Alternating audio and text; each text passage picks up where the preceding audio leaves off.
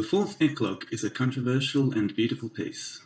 It is known for its mysterious language, obscure and in some cases still unexplained allusions, and for some grammatical curiosities. It seems superficially to be an overflowing celebration of some newborn, as well as the commencement of a certain Pollio's consulship. Virgil imitates the manner or language of prophecy, with many metaphors striking readers throughout history as similar to figures used commonly in Semitic or Levantine texts. Whether this is intentional has also been debated, as is whether he had any sort of access to more local mystery texts. He may have just adopted a manner evoking such an atmosphere as it would be commonly recognised. As a parallel, Mozart writing the Alla Turca, though ignorant as to the finer details of Turkish music. Nonetheless, this similarity led to a singular reception by later Christian Europe. Some early Christian writers came to the belief that Virgil, either consciously or not, had prophesied Christianity, that perhaps he had hidden his faith and encoded it into his works, specifically this one, in order to inform the future world. This idea was extremely appealing to St. Constantine, who more than anyone wished to unite Romanness with Christianity in the popular mind. He was known in sermons he preached to quote Virgil often, and at many times to explore some verses of this Eclogue with the same probity and mysterious theology with which he conversed on the Christian Bible. Dante had Virgil guide him through the first two realms of the afterlife, though he was unable to take him into paradise, never having taken communion or been baptized. Some wished to have Virgil made a saint of the church, so popular was the concept. Even Alexander Pope, writing in Georgian England, still genuinely clung to the belief that Virgil was a prophet of the Gentiles.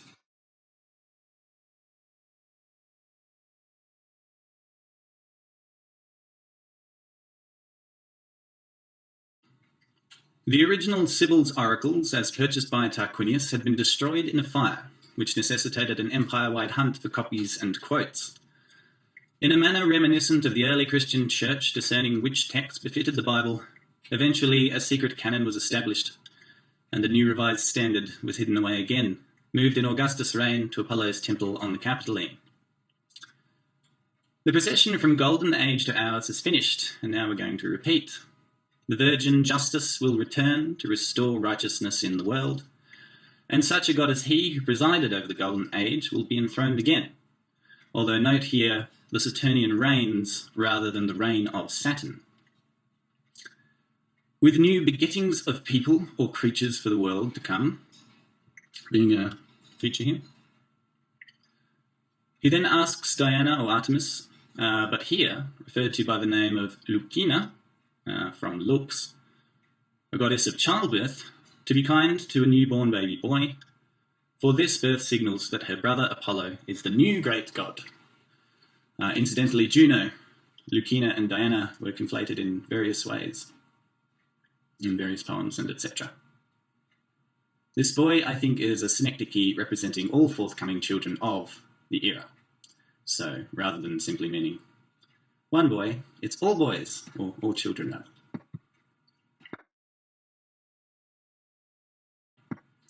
The consul Pollio served at the time of this Eclogue's composition, and some have said that Virgil indicates July and August on account of their venerable names, whereas by others the statement great months is taken more generally, that is to say, lovely times to come.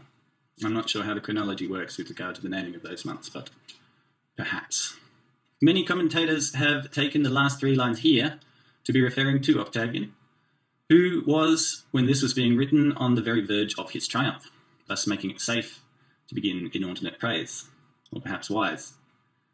But also it could very well just be hyperbolic praise of Pollio, and I'm not sure which side I stand on there. Here we're back to our synecdochaic little boy, and how lovely the second golden age will be. In many cultures, first fruits were and are often given to a deity or ruler as a gesture showing readiness to sacrifice one's best, and here the child receives a world of facility and beauty as his.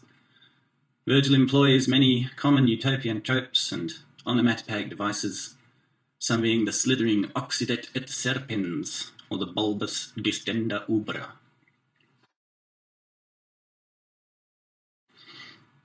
Here we see that although it's going to be a new golden age, honey, sweat, hairy wheat, and etc., eventually, far after, of course, our baby's life is over, strife shall return.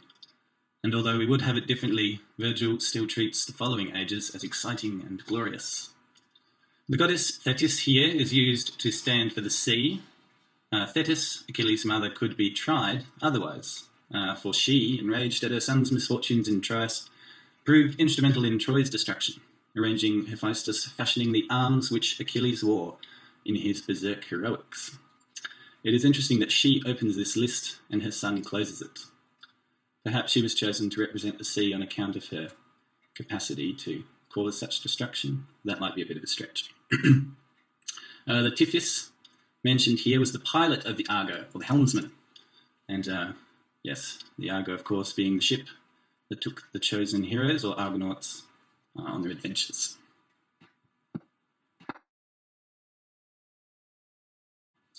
Now our rhetorical baby has reached maturity, and back again with the Golden Age imagery.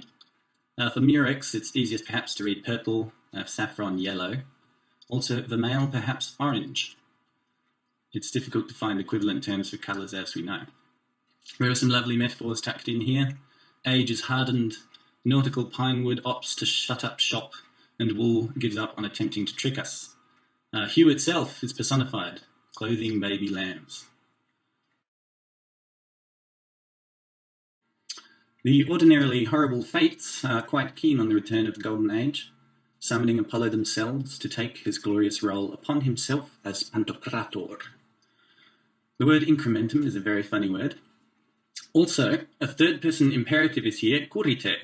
Perhaps the subjunctive was too weak to express their anticipation. Or maybe it simply fit better. Not sure. The word nods here, perhaps used to mean it's spinning, though nodding was used to signify a mandate or decree of an authority, especially one such as Jupiter, whose will is very commonly described as a nod. Perhaps even the Earth's assenting in her very spin to Apollo's regal investiture. This singer's song is peerless, or rather his talents, a little hubris perhaps, or simply demonstrative of his absolute assurance that with such themes his song would surpass the divines. Repetition is employed here quite heavily, even Pan, even with Arcady, etc., emphasizing that he, after Apollo, I assume, is the universal laureate. Risu cognoscere might mean to recognize by her smile, or to show notice of her with a smile, and other things, I'm guessing. In my paraphrase of this Eclogue to come, I have taken a middle road, retaining the ambiguity, as I have in this mysterious ending, the grammar of which is still confusing to me. I've read that differing interpretations are still employed, but I, ignorant of which is best, again, in my paraphrase have tried to mimic the peculiar nature, of how it seemed to me at least. The 10 months, as mentioned here, are not the calendar months we'd normally think of, but rather 10 groups of 4 weeks. I'm not sure if that adds up to the right amount for a baby, but nonetheless, I believe that's what he meant. All right.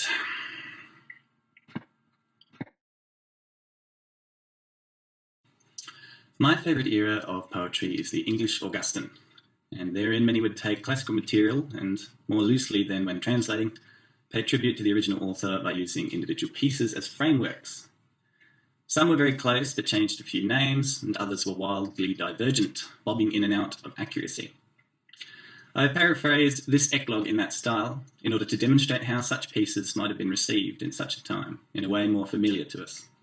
I've gone so far as to allow replacements as king for consul and witch for sibyl. Though there's a fair bit of license here, I try to retain something in the commonalities. For example, both a consul and a king are rulers, and a witch and a sibyl seeresses, and etc. O Sicilian muses, of somewhat grander themes we wish to sing, for shrubs and arbours scanty praises bring. If we sing of the woods, then ours should suit a king. The witch of Cumai's final hour is due, the age's great divides are crossed anew. Returns the virgin, Saturn's reigns restart, from heaven for earth new creatures now depart. Just treat him kindly who the iron will end, and in its place the race of gold will send. Blameless Lucina, all to your Apollo bend. With you as consul Pollio, you indeed comes glory, and exalted months proceed. With you as duke, whatever sin adheres when crushed will loose us from unending fears. He'll gain a godly life amid divines with heroes mixed, when glance on glances shines. He'll rule the calm, his father's worth with his combines. But first fruits, child, untamed by tending hand, ivy and nard for you will clothe the land. The goats will bring their swollen udders home, and dauntless oxen with the lions roam. The cradles will erupt in floods of flowers, both serpent cease, and poison's fatal powers. Assyrian Amoma crowd these plains of ours. When heroes praise, when you your father's deeds can read as one who fathoms virtue reads, the crops will golden, soft with hair-like awns, the grapes will redden hung from messy thorns, hard oaks will sweat a dewy honey on the lawns. But hidden, still some falsehood might remain to bid men wall their towns or tempt the main. A second Tiphys and an Argo may choice heroes carry, Ares make new prey. Achilles once again set sail the Ilian way. When through hard age you in full stature shine, the freighter will resign his seas, and pine won't trade though sea fit. Earth will give each all. The soil will rest unploughed, no sickled vines will fall. The ploughman will no longer yoke the steer, without deceitful dyes the wool appear. For rams will swap their colour on the mead for blushing murex, saffron now instead. The grazing lambs be vested in vermilion red. Such times make haste, the dreadful sisters three, as to their spindles joined in fate's decree. To lofty honours come, so soon the hour, O darling of the gods, Jove's growing power. Behold the nodding world, its weighty curve, the land, the tracts of sea, and heavens observe, the joyful hope for what the coming times reserve. May evening years permit me ample days, and breath enough to speak abroad your praise. Neither would Orpheus on a Thracian lyre, nor Linus win, though mother aids, and sire, Calliope the one, the other Phoebus fire. Should Pan compete, the judge all Arcady, he even then would yield the bays to me. By smile, show note of her who carried you. 10 nauseous moons she suffered while you grew. Smile, darling, on whom no parents shone delight, no god to feast, goddess to bed, did him invite.